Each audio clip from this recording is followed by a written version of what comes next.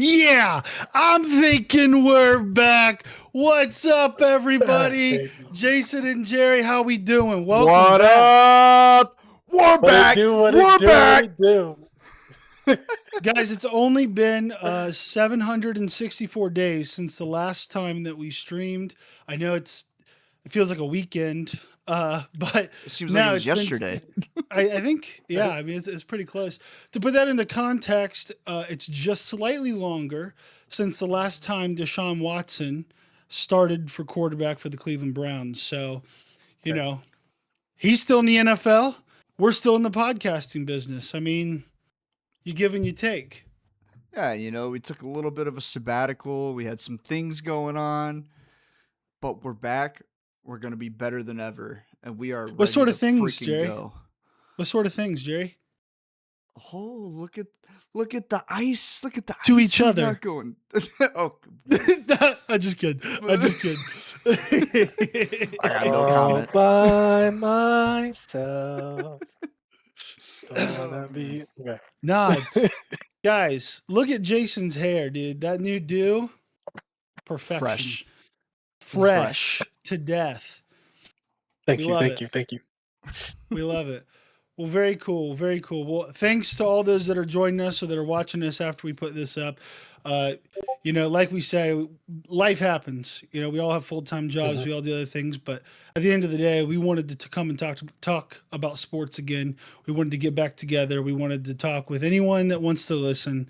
And at the end of the day, we're out here having a good time. So thanks for all that are joining or all that are watching after the fact. And moving forward, we plan on having these Thursdays at 7:30.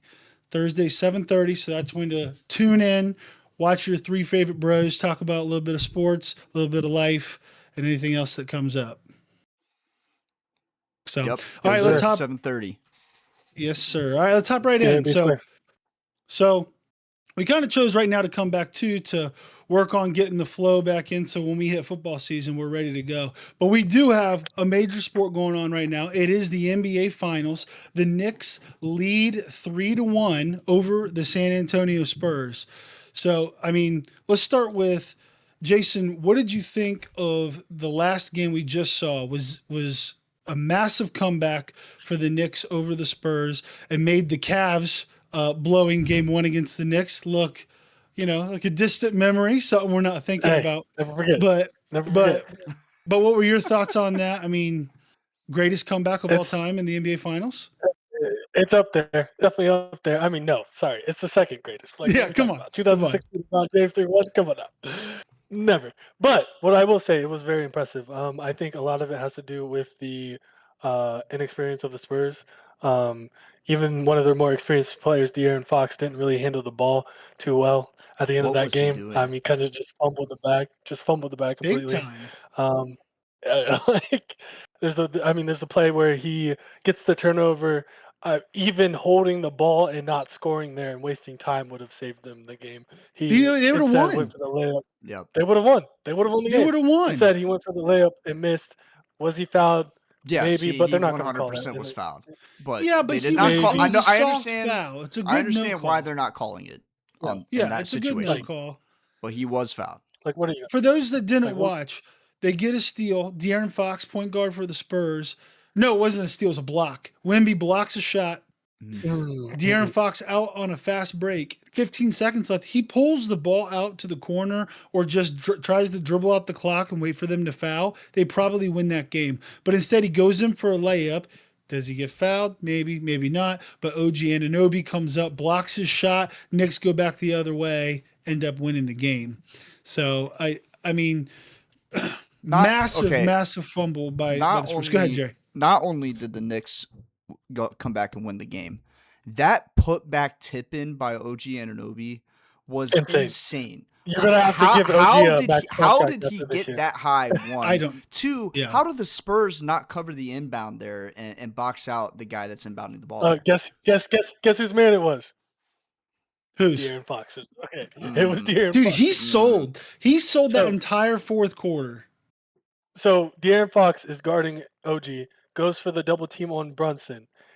Instead of going back to his man and boxing him out, He's just staring there, looking at the ball in the sky. Like, come on now. Like, he's a veteran. He's too old to be doing this. Like in the NBA. Yeah. Like, it's a shame. It's a shame. It's also kind of a double-edged sword with having a guy like Wemby, who's 7'4". So He's a good. guy that Yeah. can cover the perimeter and make Jalen Brunson's shot hard, right?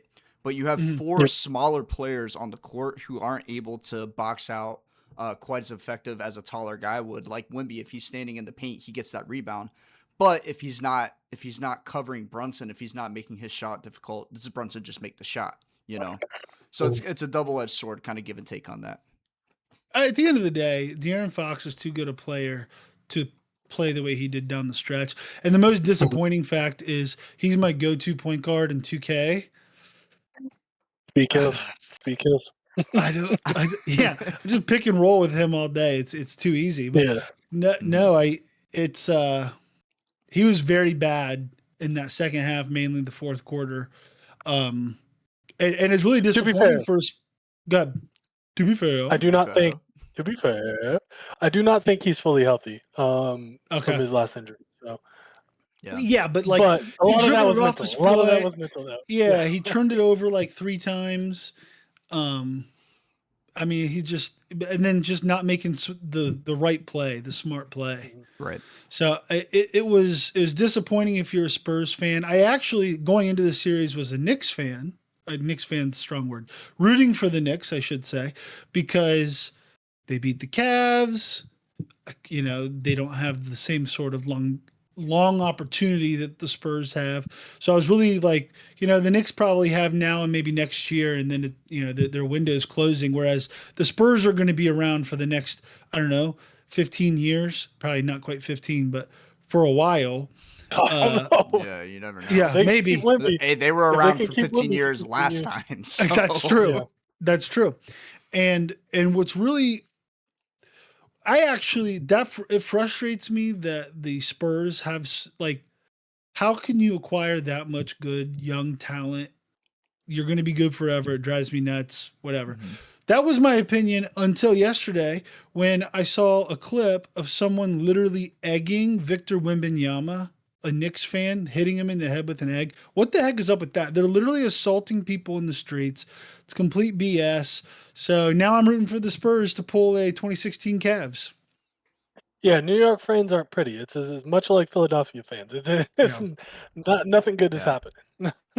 Nothing. I will say, if they win, if they lose, everything's still getting burnt down. Yeah, no, it's all coming down. I will say the Spurs do have an advantage that the Cavs did not have. They have 2 home games here. Yeah. Big advantage to pull that 3-1 comeback. So we'll see. Yeah, we'll see if they can do it. Yeah, you got to just win one game on the road and take care of your business at home, and you win. Granted, they did drop games 1 and 2. Or no, sorry, they dropped game 1. And 2. No, they did go down 2-0. Yeah. Yeah, their only win was kind of a controversial win in game 3. So, yeah. So, talking a little bit more about the Knicks, I think we would be remiss not to talk about the run that Jalen Brunson is on. OG Anunoby, obviously, incredible tip. Actually, he's having an incredible playoff run as well that started the last 2 games of the Atlanta series.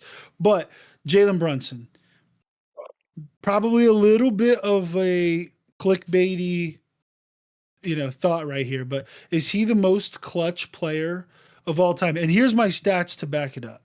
He's averaged 1.47 points per minute in the clutch on 63.5% true shooting. In the clutch is, what is it, the final 3 or final 5 minutes with a game within 5 points? It's 5. I think it's 5. Final 5 minutes, game within 5 points.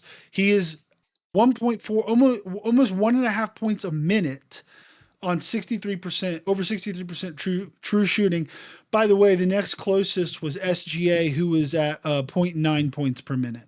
So, I mean, we're talking about legendary status. This is in the same vein as the Dirk Nowitzki, his finals run with the Mavericks when they took down the Heat. This is the same as Michael Jordan. This is the same as some of the LeBron. Actually, it's really higher than most of these. So where do you put him as far as, his clutch ability and all time in his clutch shot making. Start with you, Jerry. What do you think? I don't want to answer it until they win the title. Series isn't over yet. 3-1. Anything can happen, you know. That's a cop out. It is a cop I'm out. just I kidding. also freaking hate the Knicks. I hate Jalen Brunson, what they freaking did to the Cavs this year. But yeah, he is having an incredible run. Kind of reminds me of what the Pacers did last year with Halliburton and how insane they were last year getting to the finals, and putting it to 7 against the Thunder. But yeah, if they can close this out and win the series, even if they win it in 7, they're nowhere without Jalen Brunson. He has just been insane. As far as like an all-time ranking, it's tough to say when you're putting him up against like LeBron, Kobe, Jordan. But I think time will tell. He's still got a lot left in him, so we'll see what happens. It was so funny. Game 1, Cavs, Knicks. I'm like, Jalen Brunson hasn't done anything. Like Game 1, he did absolutely nothing. He was terrible in Game 1. For the first 3 quarters, first 3.5 quarters. And then boom. Scores 17 straight points. I just like, how does that even happen? I don't understand that. Jason, your thoughts on Jalen Brunson? At least, you know, maybe all time isn't the right way to view him, because it is difficult to start putting all time labels on people while they're still playing when you're comparing to people who had full careers. So how about most clutch in the NBA right now? What are your thoughts on that? Yeah, so timeout. We're going to take it to the YouTube chat messages. We have Amanda and Shiny Magic Carp congratulating you two on your marriages.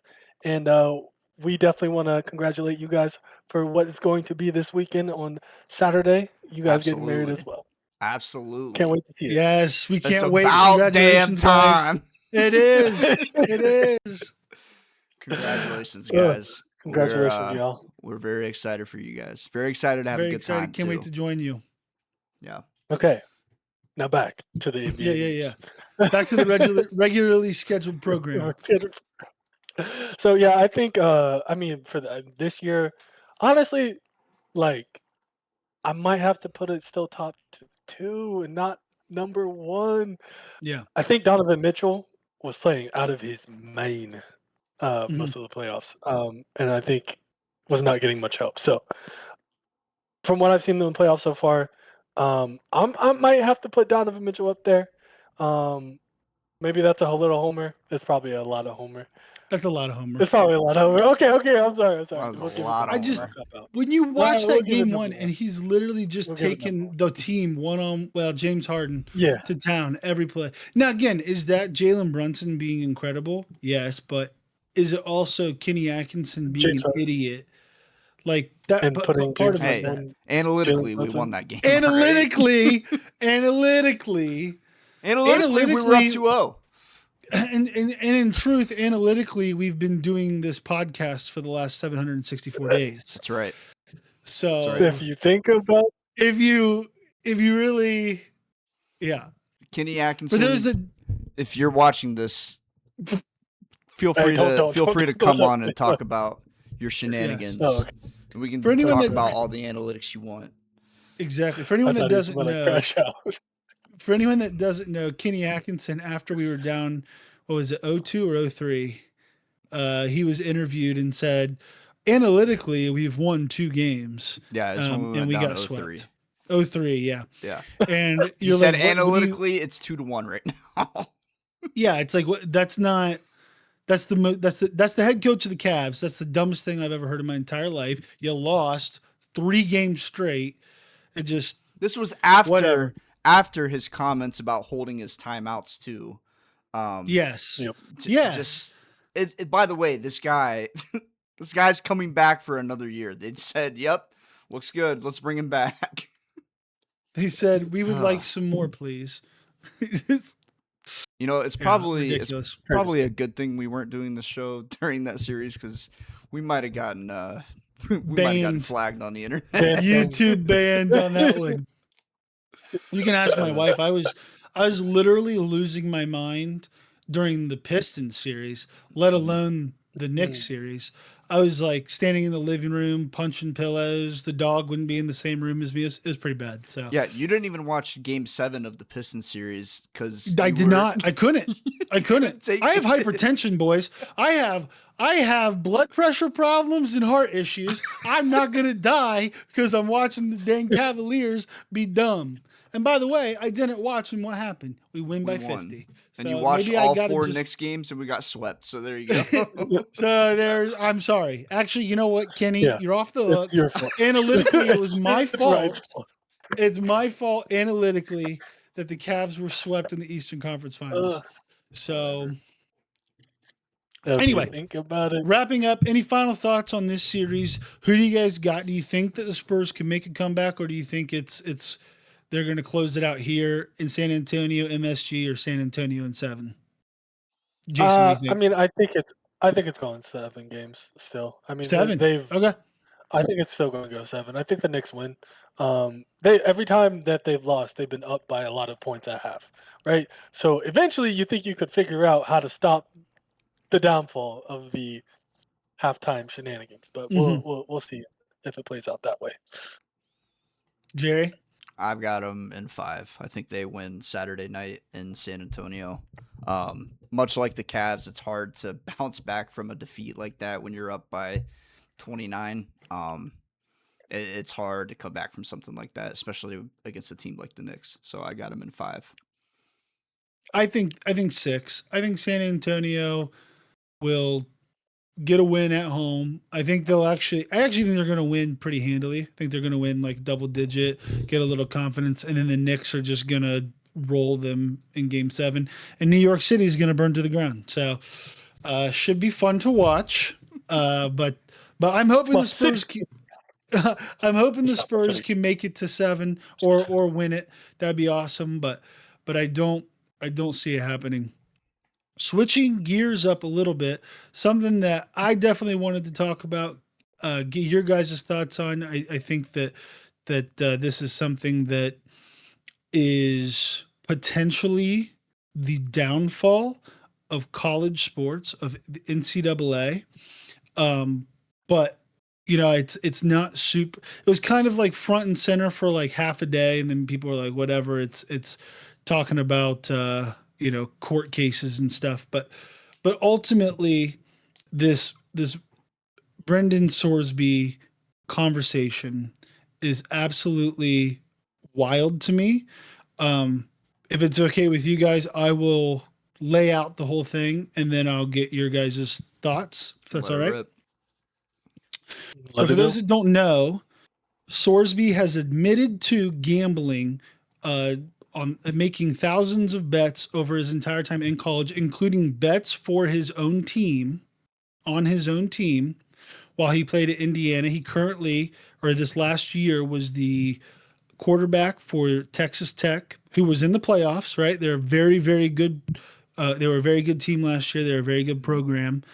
And he admitted to gambling $90,000, right? This is all out. He's admitted. He checked himself into rehab for gambling. As is very normal, customary, the NCAA, they instituted a permanent ban on him from participating in collegiate sports. No one was surprised by that. You can't bet. That's like the red line. That's the line you can't cross. You don't bet. You don't do it.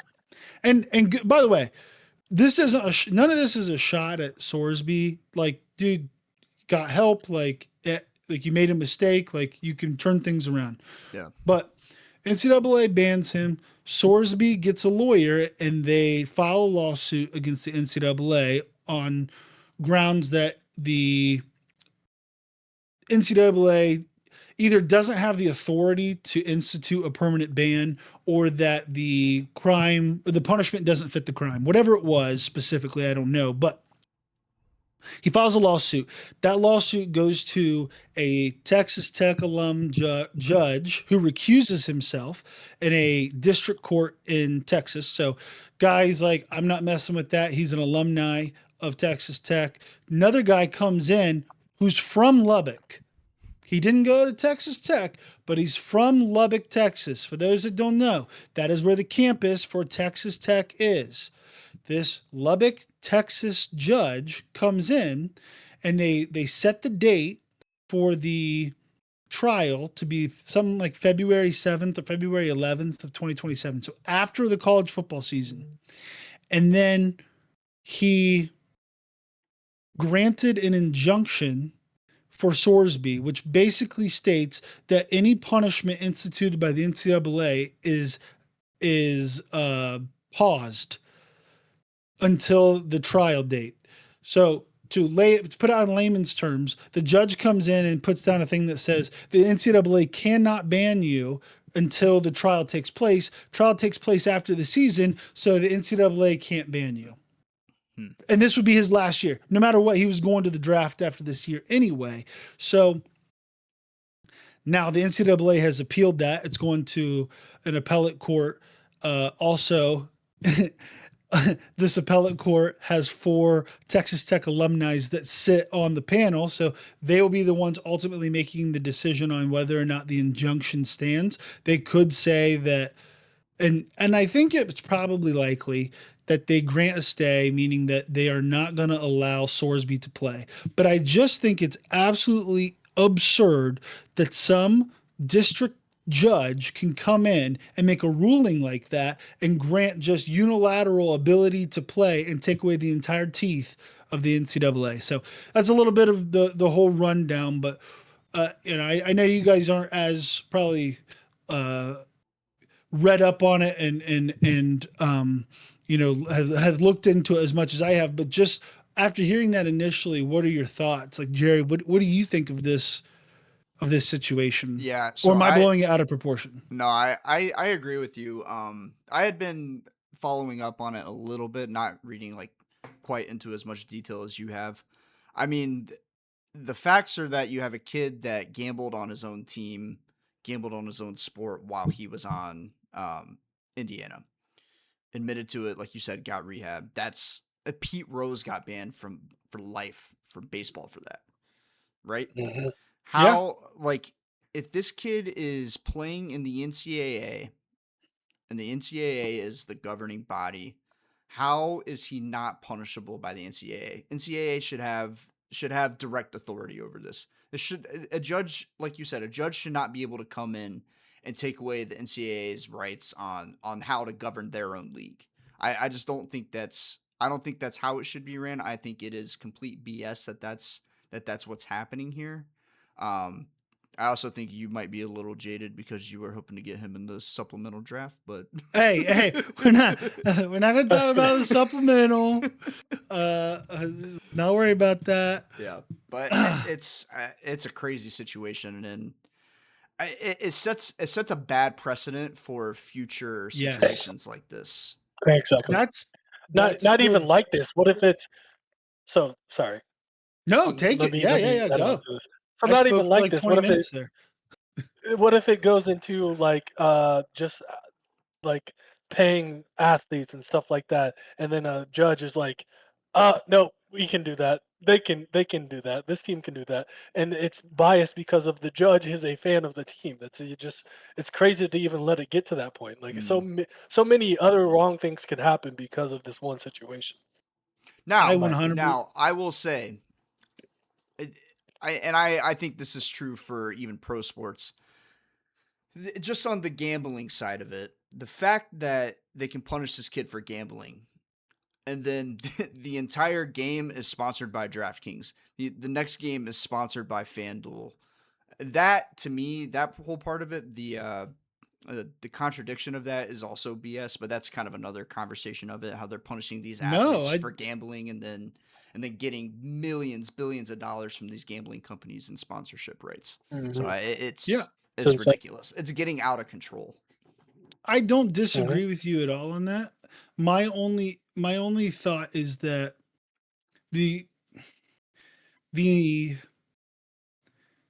what makes betting fun is that you think that you're betting on something that is fair and that is you can count on the results, right? Mm-hmm. Like I enjoy betting. You guys enjoy betting. We are not doing it this week, but we have literally a segment involving betting, right? A moonshot, Jason's moonshot that he puts together. And so I don't want to be like, well, I think it's hypocritical to be I don't know. I'm kind of torn because to your point, the NFL itself has embraced DraftKings, has embraced FanDuel, right? Like it's literally sitting on the, or ESPN. ESPN's a big supporter, right? So it's like I on ESPN one hand had their own like sports book for a minute. Like yeah. So on one hand, I do agree with you in that like if the NFL is really like leaning into the betting, it's very rich of them to come back and be like, well, but you can't bet. Like we'll take the money from the betting groups, but not you guys. And that's what happened. I think it was last year with the Detroit Lions wide receiver core, right? Like Jameson Williams and all those guys got banned for it because they were gambling last year, on. Yes, 2 years ago. 2 years ago. But they were gambling on team property, which I know there's rules with it, and like sports that you can bet on. Obviously, you can't bet on your own team here, and what Brandon Sorsby did is pretty bad, especially if he's betting on his team to lose. I don't know the exact situation. No, he wasn't doing that. It was like Pete Rose style, like betting on his own team to win. Yeah, it was none of it was like fixing games. Which I'm all for that, by the way. If you're gambling on your own team to win, that's no. Yes, like that is fine. No, that is fine. You can't. That's crossing the line. You cannot. There should be no instance in which to finish my point. So like the reason betting's fun is because you think it's legitimate, right? Otherwise, why am I betting? Shador Sanders over 200 yards passing, other than I'm an idiot. But if I don't think that the game is set up in a fair fashion, and if you have players that are able to place bets even for themselves to any capacity, if you're being able to place, like if a quarterback places a player prop bet on his receiver to get X amount of yards, like you don't think he's going to be targeting that receiver. It's like you cannot have any of this in here because what it does is it degrades the integrity of the sport. And now people go, well, it's rigged, it's fake, it's not real, it's pro wrestling, it's not a legitimate competition. And now you lose interest, and now you lose money. Now everything crumbles in on itself. It doesn't work. So you can't. In my opinion, you can't mess around with any of this stuff, and they should have they did ban him, but no district judge. And this gets to a larger conversation that we don't have time to talk about here, but the entire NCAA landscape needs a complete restructure, especially on the football side. And I've actually created a restructuring, maybe in our the boring time here before football starts, where all we got is baseball. That's like a middle of July conversation. That's a middle of July conversation. We'll get to it when we get there. But I think it needs a complete restructuring, because then you don't have situations like this. Mm-hmm. Then you don't have these issues, the banning. Jason, I think I cut you off a little bit, but did you have anything else you wanted to add on top of it, or any other thoughts? No, that was all I had to say. I mean, I completely agree. I think that it just leads a bad precedent for any future handlings with the NCAA and the athletes, and trying to punish, quote unquote, punish them, or just react fairly on the situation. Like if you gamble, you're not supposed to. That's it. Like that's how it should be. It's basically a judge coming in and telling the NCAA, yeah, your policies and your bylaws mean nothing. It's like, I have the real power here. Yeah, I want this guy to play. So, good this job. Pretty good. Good job. Just let him play. No, well, we should get an answer on the appeal here very soon. The supplemental draft one needs to declare by June 20th. So in the next 2 weeks, we should find out kind of what. I mean, the worst situation for him is that the appellate court sits on it, doesn't make a ruling, and then they rule against him, and he can't play and he can't enter the supplemental draft. So we'll see. For those that don't know, get ready to learn XFL, buddy. That's right.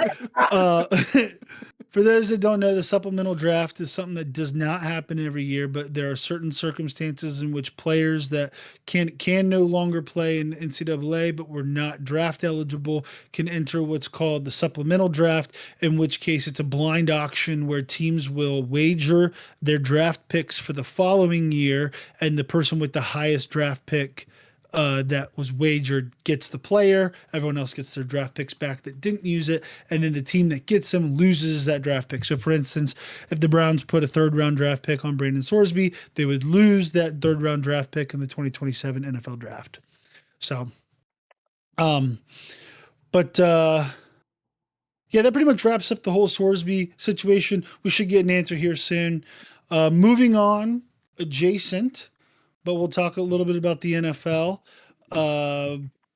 Some major news out of the NFL. First and foremost, Myles Garrett traded, and I put on a jersey here just to show you guys. I will remember Oh. you. Wait. That's my Baker Mayfield jersey. Is that a That's Dylan not- He doesn't Gabriel play for jersey? the team anymore. My bad. Will you remember Oh. me? That's Jarvis Landry. He doesn't play for the team anymore either. But good old Nick Chubb, he doesn't play either. Tough. That's okay. At least I got Joe jersey Flacco. is Wait, no, crazy. this time, The this time Flacco for jersey sure. is crazy. Oh wait. Joe Flacco doesn't play for the team either. You got big old 95. Myles Garrett. Oh wait. Will you remember me? He doesn't play for the team either. So I the no question, longer go ahead. So the question to you, Ryan, is like if you had to buy a jersey right now for a player that you would think that would last for more than, you know what? I was gonna say their whole career, but yeah, no. I'll give you more than 5 years. Who would you buy from the Cleveland Browns right now? It's between one of two players. One is a rookie this year, and one was a rookie last year. Spencer Fano, our new rookie, Okay. first for 9th overall Yeah. pick, left tackle out of Utah, and probably who I will get, Carson Schlesinger, the linebacker out of UCLA. I think those two, I'm pretty Knock on locked wood right in. Knock on wood right Pretty now. locked in that I might have a jersey that will last, I don't know, a few years. We'll see. Just But- get a Kozar Just buy a jersey. Joe Thomas jersey. Yeah. Good Just call. buy a Joe Thomas jersey. Honestly, Bernie Kosar or Joe Thomas, either one could work. But no, Myles Garrett trade. I thank you guys for letting me do that bit. But I'll let you guys. The Joe Flacco jersey is crazy, by the way. That you have a I Joe knew that was Flacco going to be Browns short jersey. term. Yeah. I knew that was short term. But that run was insane. That was True. that's the It was most beautiful. fun. That's the most fun I've ever had watching football as an adult. Because More fun Go than the game against the playoff game against Pittsburgh. yes. Well, yes and no. That's a good question. Is the game itself like the Pittsburgh game is like my favorite game I've ever watched in my life, right? But Mhm. the season itself, that Brown season was not nearly as fun as the Brown season where Joe Flacco took us to the playoffs. Strictly from a standpoint of like, it was during COVID, during the first playoff run. No one's in the stadium. It's a weird vibe the whole time. It was still very cool, very fun to watch. And we were this close to going to the AFC Championship game. We were a Chad Henne sack away from on 4th and 19 from going to, or 3rd and 19 from going to the AFC Championship. But at the same time, just watching an inept offense just barely find a way to win all season. Deshaun Watson, we were at the JTs for the fourth or the second half of the Baltimore game where he goes 14 for 14 for 132 and 2 touchdowns and wins the game. And we think, oh my, finally, he's here. We're going to get this done. We're going to do this. out for the season. And then we got of DTR and PJ Walker and just nobodies. And we signed Joe Flacco off the couch, and he comes in and has multiple 300-yard passing games and becomes like in 13 touchdowns in 5 games. It was insane. Insane It run. was insane. I've never seen anything like it. That Bears game was incredible. Like anyway, we'll stop talking about it. But I think it was a Thursday night game against the Jets when they clinched the playoffs. Yeah, unreal. Electric. Yeah, electric. The crowd had the lights going. It was obviously night game Thursday night. Joe Flacco is throwing for 300 yards and falling asleep on the sideline. Yeah. I mean, it was awesome. Yeah. And it made up for the fact that 2 years before that, 4 years ago now, Joe Flacco led a 13-point comeback against the Browns in week 2 in the final on the Jets. Yeah, exactly. Playing for the Jets, they had no timeouts and 2 minutes left in the game, down 13 points and won.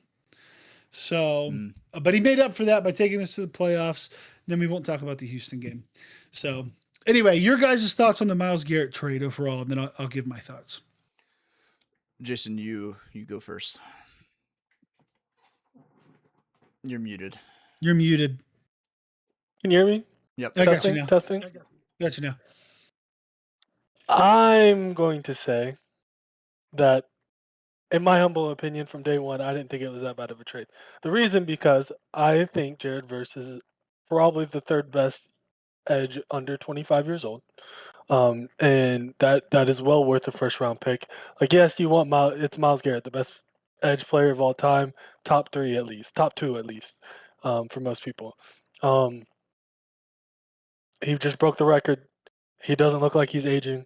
At least, minimum has at least another 2 or 4 years of still good play, I think, before, barring injuries, before, like, he's not worth the money, in my opinion, that he's getting paid.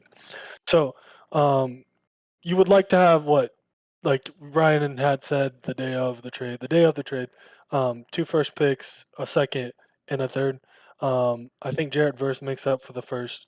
You got a first, you got another pick. That's what my compensation I thought was going to be. So around 2 firsts and a later second, is what I thought. Or a later third, I think I said. I can't remember, one of the 2. But an extra pick including that. The reason being is because the NFL does this thing. When a player hits 30, their value drops from here to here automatically, cut in half. If you are not signing a player for a 4-year deal, the NFL does not think the player is worth the money or the value that they were previously. If he was 28, I think you guys get another pick in a heartbeat, or another young player in a heartbeat. But he's not, unfortunately. So his value decreases. I think Jared Verse makes up for that. Now, another big thing last point. Another big thing is when you have Myles Garrett on your defense, and you're trying to lose games, he makes it very, very difficult to lose games. No matter how bad your offensive is, he's going to get the sacks to change games and give you guys momentum on offense to be able to score.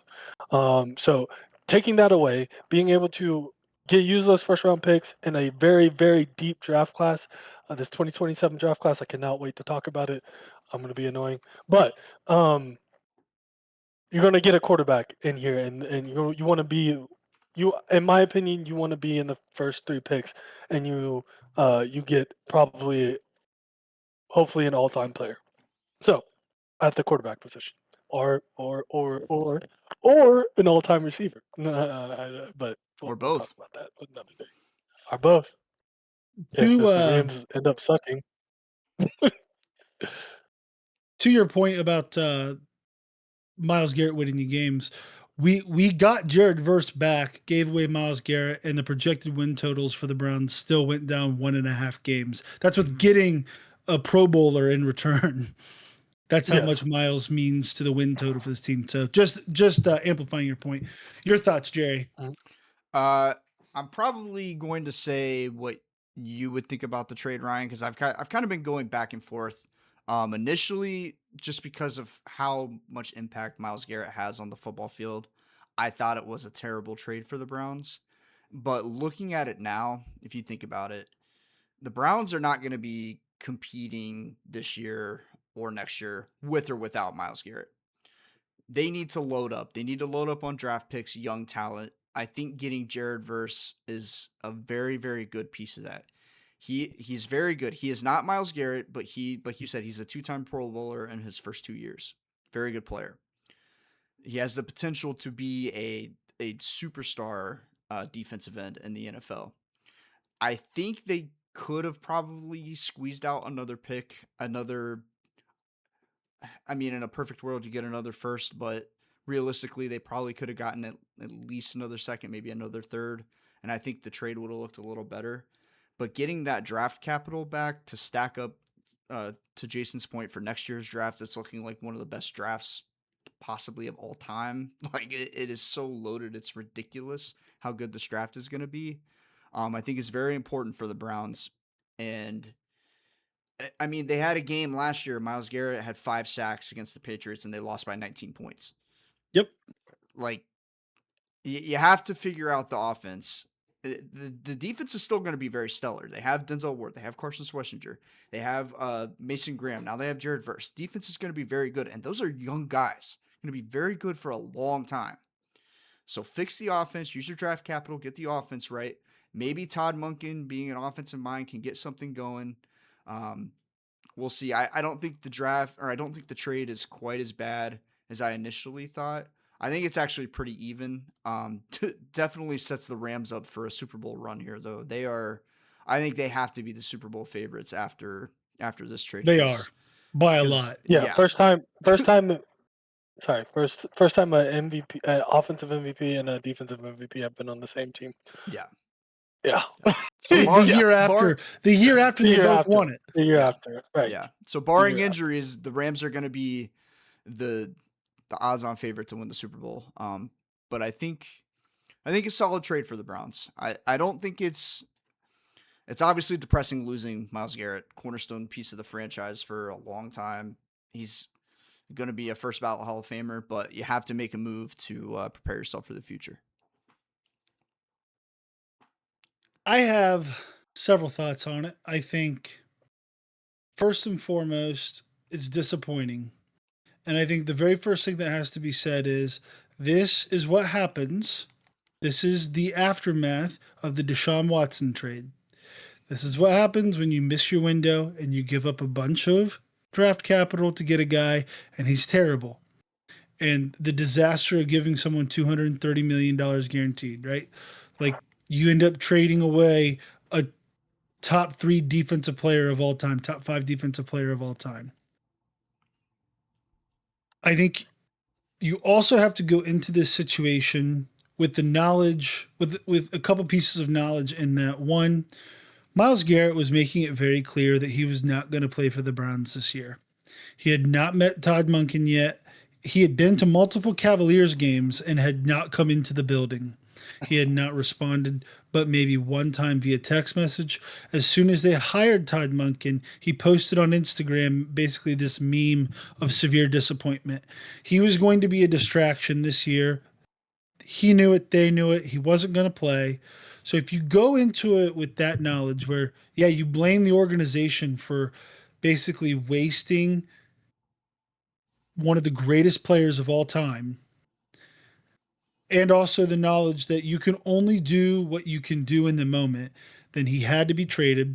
I think what is telling is that the Rams wanted to give at least one more first and maybe 2 more first, or another first and a second, instead of Jared Verse.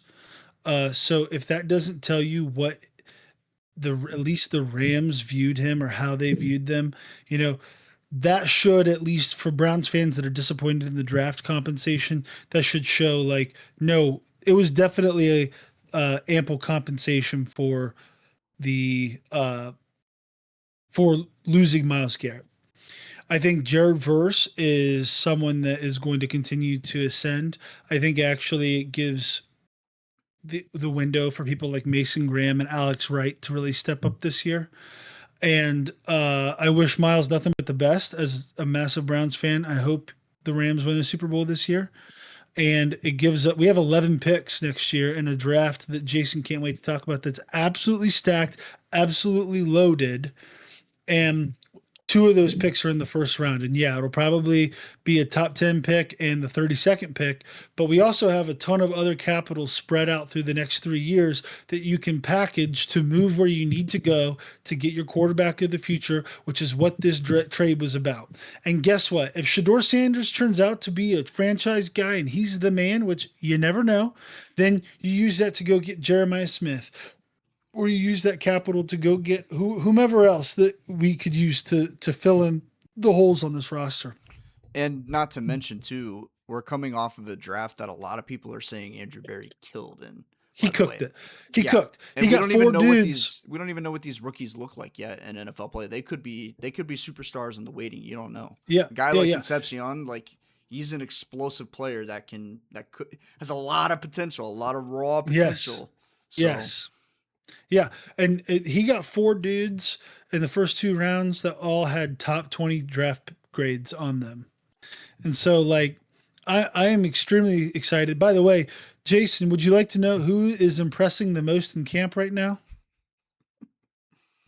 Is it a wide receiver that's not named Casey Concepcion? It is a wide receiver not named Casey Concepcion. Interesting. It's a guy named Denzel Boston who is literally mossing everybody in practice right now. So either our DBs are going to be trashed this year or he might be pretty good. We'll see. But anyway, overall, I actually I've come around on it, and I give the Browns a lot of credit for doing what needed to be done in the situation that they're in. You can't just hold on to Miles forever. You got to trade him. You got to get what you can get back for him. You got a nice young piece at the same position and multiple and several levels of draft capital for potential stars and starters in this league. So I got to be happy with it. Overall, I give the Browns an incomplete because we don't know who they're going to draft yet, but probably an A. And obviously the Rams get an A+ because this might even get Aaron Donald to come out of retirement, which would be the most absurd thing I've ever heard in my life. He's not doing it though. He laughed. No, there's no way. He laughed about it. He's not doing it. But if he did do it,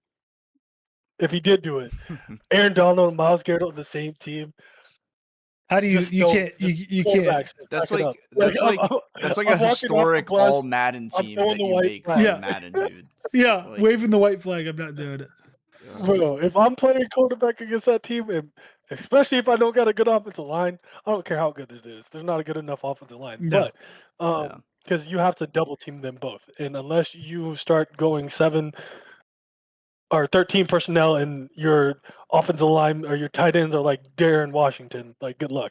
Like good luck. Good luck. Moving forward, the other big trade that day was AJ Brown to the Patriots. Your guys' thoughts on that? I mean, that was sort of the everyone thought that was going to be the big trade, and then Miles stole it. But they knew that because everyone knew this was going to happen. But Jason, your thoughts on the compensation that the Eagles were able to get, and what AJ Brown would mean joining the Super Bowl runner-ups, the New England Patriots? Yeah, I mean the writing was on the wall when they drafted Mekhi Lemon. I mean, I think he's going to be a solid player, and they also picked up a couple of free agent wide receivers as well. So the writing was on the wall. I think AJ Brown is a solid player, but he was just not being used well last year. I thought a trade was going to happen last year. I'm going to be honest with you, and I think the compensation is good. It made sense. I mean, he's older on the older tribe. I believe he's 28, if I'm not mistaken. Anyone fact check me on that? AJ Brown, I believe that's right. Is 28. Yes, he'll be 29. Yes. So he's 28. Month. He's 28. I mean, wide receivers have, unless they're some of the greats, which I mean he is, and he works out well, have a shorter lifespan, I'd say. But for the Patriots, you get your number one receiver. You tap it in with a growing quarterback who's MVP level last year. If what's his name doesn't get it, I think he's right next in line. Yeah. But yeah, it helps them out a lot. And yeah, I mean, you could see them in the in the Super Bowl again, playing the Rams, getting their face Mm. beaten. But we'll see. Jerry, what do you think? Do you think it was? What do you think of the compensation in general? You think it's fair? You think that anyone got fleeced? Solid Um, trade for both. I think I think it's a good trade for the Patriots. I think it's kind of a bad trade for the Eagles. I mean, they're losing a big piece in AJ Brown. That it kind of seems like the Eagles are on that decline now a little bit. They could Mhm. be, especially with Saquon having a down year last year. They could be gearing up for kind of a retooling. I don't know. We'll have to wait and see. Kind of the same with the Browns. You don't know what they're going to pick with that. So we'll see. But I think with the Patriots, that's kind of the piece that they were missing to overcome the hump of winning the. I mean, they got to the Super Bowl without him. But that number one go-to receiver, who's just an absolute freaking animal, who can Mhm. catch a ball over anybody. Plus, you're pairing him up with Vrabel, who coached him in Tennessee. So they Right. already have a relationship there. So I think it's very scary for the AFC moving forward. I think that division is going to be interesting between Buffalo and New England this year, much like it was last year. Um, they're certainly a playoff team. They could be shooting for the number one seed in the AFC. It's going to be scary this year. But I think the compensation was.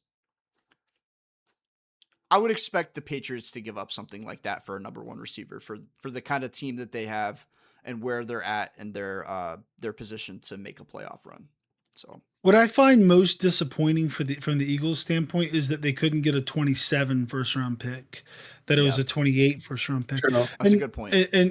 and not that 28 isn't going to be a good year. I'm sure it is, but like everyone's been talking about, this 27 draft class is literally one of the greatest draft classes of all time.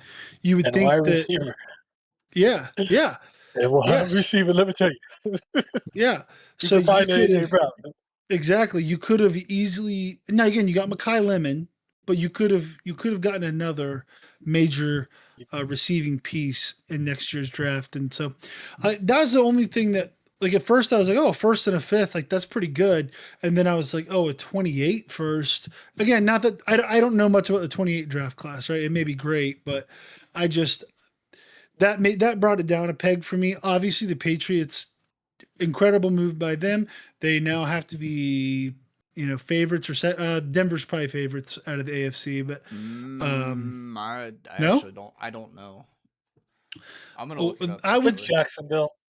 No, it's not. Shut up. No, it's not. I would think it's Denver is number one out of the AFC, followed by the Patriots, but we'll see. But I think AJ Brown allows them to. I think the only other aspect is how well does their left tackle Will Campbell? How does he progress? Is he actually going to be a real left tackle, or did they? I mean, because they just drafted Caleb Lomu as well, the other tackle out of Utah. Is he going to take over that left tackle position, and will Campbell bump into guard? I don't know yet. We'll see. But they're clearly trying to address their major issues, which were offensive line and wide receiver. Um, is it Denver? Is it Denver, Jerry? Sorry, I'm still loading up here. Oh, now it's taking. Jeez. All right, go to the next one. I'll come back to you. The last one we want to talk about. The largest contract in NFL history was just signed the other day. Guess who? Patrick Mahomes, 8-year, $500 million. Let me say that again. 8-year, $500 million. Half a billy, 8-year contract. How insane. Jason, while Jerry's pulling up Denver odds. I mean, I got it. If you absurd. want to see it, I'm shocked by this. If you want to hear, I want to take. I want you guys to give a guess on who you think. Give me your top five. Who you think would be the AFC Championship winner to go to the Super Bowl? Okay, we'll pause on Patrick Mahomes. We'll do this real quick. My top five. AFC to go to the Super Bowl. To go to the Super Bowl to win the AFC Championship. Denver, Buffalo, uh, Patriots, Chiefs, and Houston. You got 3 out of 5 correct. All right, Not Jason. in that order. 3 out of 5 teams. Yeah, I got you. I would go. Okay, so I'm going Texans. Sorry. Let's start from the top. I'll go Patriots, Bills, Denver, Texans, and I would say Ravens. Okay, you Is also that got 4 or 3 out 5? of 5. All right. All right. Interesting. Number 5, the Kansas City Chiefs plus 800. Number 4, the New England Patriots. The Patriots are 4 plus 800. Okay. The Los Angeles Chargers Every year. Every year. year plus 750. I hate that. Bills and Ravens tied at 1 and 2 plus 500. Justin Herbert win a freaking playoff game before we put the Chargers at the third best odds. It's every freaking year, dude. Every single year. And they win 10 games and get bounced in the first round, and yet every year they're like the third best odds. It drives me insane. Anyway, I'm sure as being their division rival, Jerry, I'm sure it drives you even more insane. It's the most overrated team of all time. Of all time. They're terrible. Because they got the powder blues. They do have the sickest uniforms. They do. I can't. But they have the worst fans. They do. Doesn't no one show up to the games anymore? No, no they're not even the worst fans. They don't have fans. Yeah, they literally don't have fans. Yeah, they share a stadium with the Rams, and if they played each other, they couldn't fill it. Yep. Yeah. So to round out, Texans plus 850, Denver at plus 950, Bengals plus 1,000, Jaguars plus 1,200. Browns? Yeah. Yeah. Browns? Where we at? Come on. Minus 250. Let's go. No. Minus 250 to not make the playoffs. No, it's probably higher than that. It's way higher than that. Yeah, probably minus 1,000. Anyway, that's kind of crazy. But shifting back, Patrick Mahomes kind of killed the momentum of my 8-year, $500 million contract, but it's whatever. I'm not mad about it or anything. Sorry. But it's just because the freaking Chargers are there. That's it's why the Chargers. I saw them. I'm like, are you freaking kidding me, dude? Yeah, it was worthy of an interruption. And it's Patrick Mahomes, the other division rival, so you got to interrupt talking good about him. But, Jerry, 8 more years, $500 million. He's in your division. Thoughts? Impressive, by the way. Good for him. Good for the Mahomes family. Holy crap.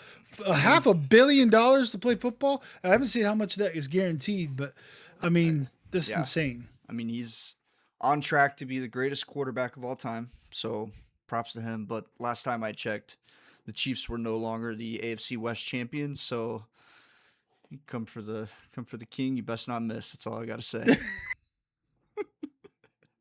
The last time you said that, you lost. Dude, we're missing the playoffs this year. You said those words. Okay. 500 and sorry, go ahead, Ryan. No, you're up. I was actually about to pass it to you.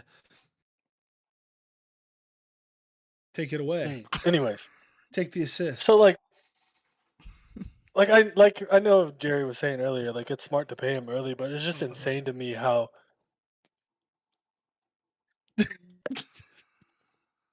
it's just insane to me how far we're progressing with the salary cap. Yeah. I'm thinking that, by the way. We're going to make videos off of that. Anyways, how just far we're progressing with the NFL contracts. Like, we're getting close to, like, the NBA, MLB contracts. I mean, obviously, those are going to grow more and more. But it's I didn't think we would be progressing this fast, which deserved. I mean, these are companies that are making billions and billions of dollars, right? And especially if they're winning championships like the Chiefs are. But, yeah, it's just insane. It's good for them, good for him. That's incredible. That's so much money to play a game. But when you're the greatest of all time, probably, or you'll be top 5 of all time. It's yeah. I got a question for you guys. That's insane. Kind of going with what Jason was saying about how far we're progressing with the salary cap. How far away do you think we are from our first $1 billion contract? 5 years. 5? Nah. I remember when I remember when Deshaun Watson's deal was insane. That was $230 million. We're at double that. So you might be right. 10 5 years, maybe. Nah. I'd say I was about to I say would have 10 to years. 10 years was going to be my 10 years. I guess. give it a decade. Yeah, I give it a decade. It's going to be Billy. it's going to be the next. It won't be Mahomes. It would have. It'll be the next quarterback, that next generational guy. Whoever drafts him, they'll get some playoff success, maybe win a Super Bowl or two. They're going to sign him to like a 7-year, 8-year, $1 billion contract. Yeah. Like, it's gonna be, you know who it's gonna be is Sorsby, because he's gonna put it all on his team, his whole contract on his team to win the That's Super right. Bowl. And he's gonna double it up. He's gonna be one rich man. All right, whatever. Any other final thoughts on Patrick Mahomes or the NFL in general? That, you know, by the way, football cannot come fast enough. I cannot wait. You're in the dog days when you're literally listening to local radio shows about OTA practice and mandatory minicamp. That's where I'm at right now. We need some actual. We need some football. I've been doing the online season simulators, trying to get like the perfect season, 82-0 or 17-0s. Dude, we gotta get something going here. Like, we gotta get going. It's time to hit the gridiron, baby. Come on. I can't wait. Less than 100 days. Less than 100 days till the first football game. So till the football season kicks off. That's not including preseason games. So once camp and preseason start up, it'll be a lot more fun, and so that'll be super exciting. Well, thank you guys so much for joining us, for listening to us today. It kind of wraps up. We're going to do a couple of last things that we're kind of adding here at the end. Our group of friends have decided to embark on a fitness journey, and we will be keeping you regularly updated on that. The goal is in 2 years and some change to be able to compete in an Ironman. For those that don't know what an Ironman is, it's a full triathlon, which is swimming over 2 miles, biking over 120 miles. I can't remember exactly. And then running a marathon all in a row. We are nowhere near physically capable of doing that now, but we're all I ran a 11-minute mile today. We is correct. I have a long way to go, but we thought that at the end of every show we would update you guys on where we're at in that process.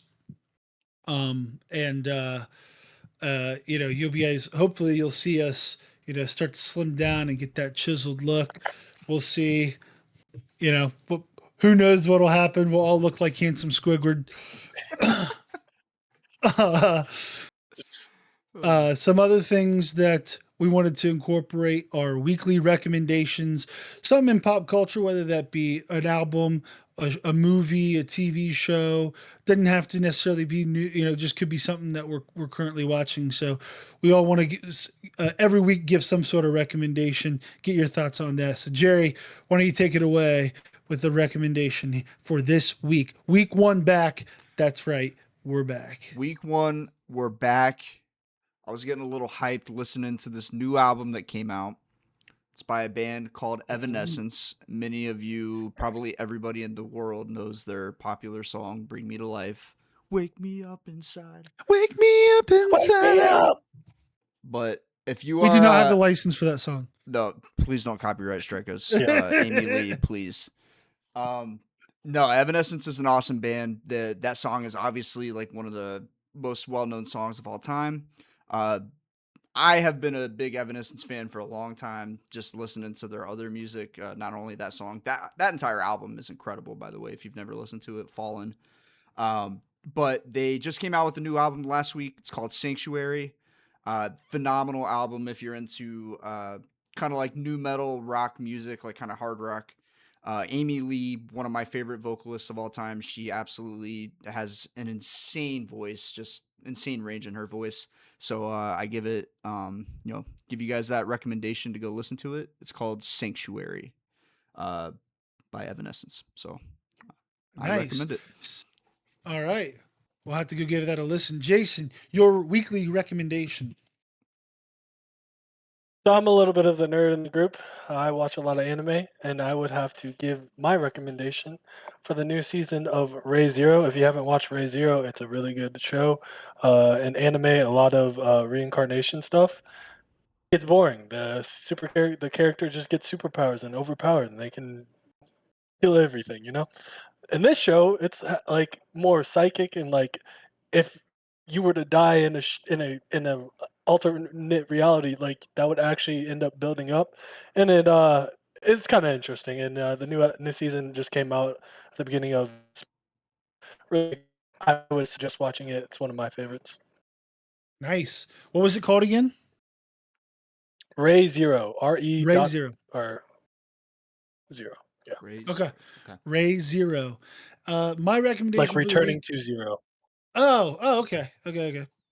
Yeah, that makes sense. Mhm. My recommendation for the week is a show I actually started watching yesterday and finished the first season of yesterday. It's not a new show, but it's on Apple TV. My father-in-law recommended it to me, and I think it's fantastic. The show is called Slow Horses. It stars Gary Oldman. The show is, if you like espionage, spy thriller type stuff, it's incredible. Gary Oldman's awesome in it. He's awesome in everything he does, but highly recommend. Very, very entertaining. It's definitely a binging show. It keeps you, it uses that like ends you on every episode on a cliffhanger. And at least the end of season one was, they didn't drop the ball, right? Like the mystery was good. And and so I'm on season 2 now. I think there's 4 seasons out. So Slow Horses, Apple TV, give it a watch. Again, our shows moving forward will be at 7:30 on Thursday. Thanks everyone who showed up today. We can't thank you enough. We want to get back into the swing and really, get back to where we were as far as from a cadence and from a perspective, and then hope to improve. I think there were, going back and watching, there was a lot of stuff that I know I can improve on and be better at, and I'm sure you guys felt the same. So, we hope we can actually grow this and allow this to be an entertaining place for you guys to find your sports content. So, anything else, fellas? Consistency is the key. That's all we know. That's all we know. That's all we know. Yep. That's Excited right. to be back. There's nothing quite like talking ball with the boys. That's like one of the best things in the world. So excited to be back and excited to get this thing going again. Awesome. Well, we only ran 10 minutes over the hour that we thought we were going to do. Oh, go ahead, Jason. I'm sorry. Go ahead. Side note, Madison and my sister both messaged. Madison said, "Good job, boys. Can't wait for another episode." My sister was talking about your jersey swaps and said, "And another one, and another one." Oh, that's great. That's awesome. Well, thank you guys so much for watching. We'll be back again next week, 7:30. Don't forget to follow on our social media. It's right there in the bottom right, at Unnamed Sports S on X, TikTok, and Instagram. Don't forget to like and subscribe to the YouTube if you like what you see. Hope to see you guys back next week. See ya. Peace out. Peace.